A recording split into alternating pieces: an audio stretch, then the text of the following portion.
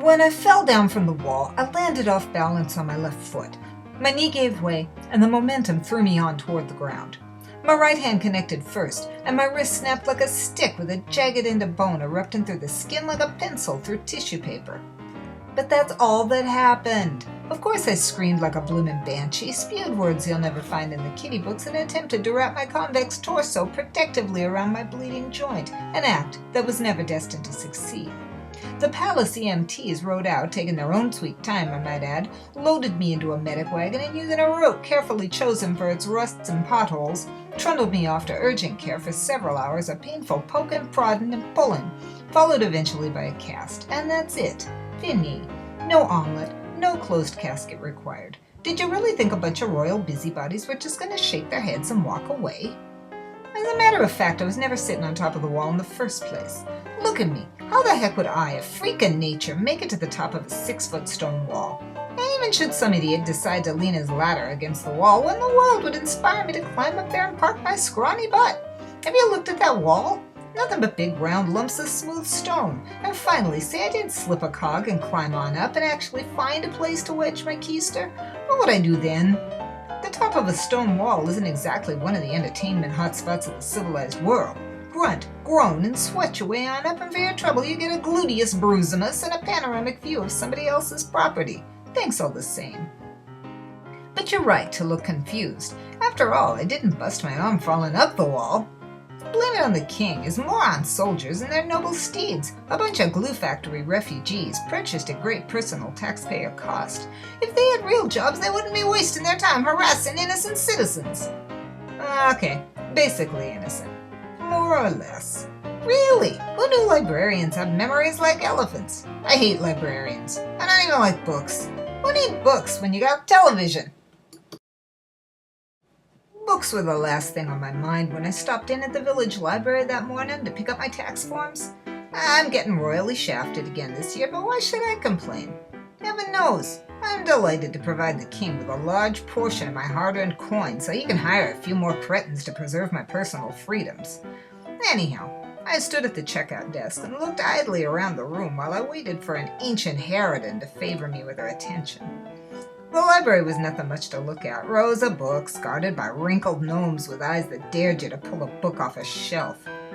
Meanwhile, my personal crone had located her forms and was searching for my name in her records. "Dumpy?" she muttered. "Dumpy?" She looked up at me. No Dumpy in here." "It's Dumpty," I enunciated patiently. Resigned, I recited, D-U-M-P-T. The last letter died on my lips. The harridan was gazing at me now, eyes slitted like a lizard's, lips pursed as she dragged my name through the bowels of her memory. Dumpty. Dumpty. Suddenly, her head shot forward on her stringy neck until she was close enough to nibble on my nose. Her eyes widened and her voice, a strangled whisper, raked my ears. "Humpty Dumpty, I knew you'd be back someday. Where is it? Where is that book? I never forget a guilty face. 2 weeks, I told you. Bring it back in 2 weeks. Keep it clean. Keep it indoors. Don't read it in the bathtub. And get it back here in 2 weeks. Where is it, you little thief?" At first, I thought she'd gone nuts. Just my luck she'd pull my number the day she popped her cork. Then I remembered. I'd barely cracked my way out of my first baby-sized egg, your basic ball of wobble, bounce, and squeal, when my teacher had brought me and my little egglet classmates to the library for book day. I remembered the old biddy who lectured us endlessly before parting with her precious books. The same ancient reptile staring furiously at me now, minus a few hundred wrinkles. How was I supposed to keep track of a book for 2 whole weeks? I'd probably dropped it in the creek on the way back to school. Back in the present, the crone was looking around wildly, probably for a security guard that she could call over to shake the loose change out of my pockets before arresting me. A guard approached as if summoned by sorcery, which he probably was. The basilisk in front of me broke her glare long enough to bark out an order, and I didn't wait for a second chance. I turned and ran for the door. I needed some sort of weapon in case one of them came after me. A thick book sat on top of a wooden stand on my right, and I grabbed it as I sprinted for the main entrance. Big mistake.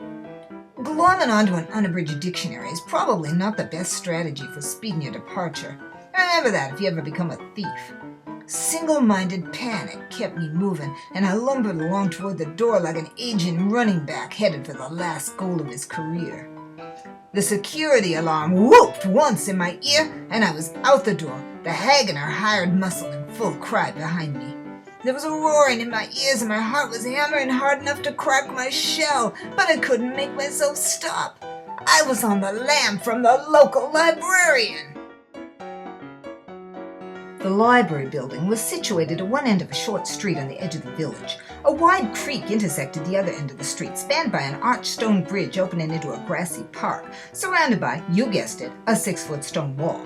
Escape waited on the other side, but how could I, middle-aged, out of breath, and noticeably egg-shaped, get over the wall? I needed some sort of step, something large, something thick, something like a dictionary. Barely breaking stride, I hurled the dictionary to the foot of the wall and threw myself forward with what little strength I had left. I could hear the security goon hollering and the librarian screeching as they crossed the bridge and galloped madly toward the wall. I groped for a handhold as my foot found a jutting rock partway up the wall. Simultaneously, I pulled mightily with my hands and kicked upward to heave myself over the wall. A bit too mightily, perhaps. I reached the top and like the Energizer Bunny just kept on going. I came down off the other side of that wall like the proverbial hot as cement. Landed off balance on my left foot, and you know the rest of the story. Wham, crack, splinter. But certainly alive, and most definitely not an omelet. In the end, I had to apologize publicly to the biddy and her muscle for running off with the dictionary. They were actually pretty decent about it, to be honest. Then I had to pay for both books. The one I'd messed up when I'd thrown it against the wall, plus the one I'd dropped in the creek a bazillion years ago, and performed 50 hours of community service, picking up trash in the park. Not so easy to do with your arm in a cast.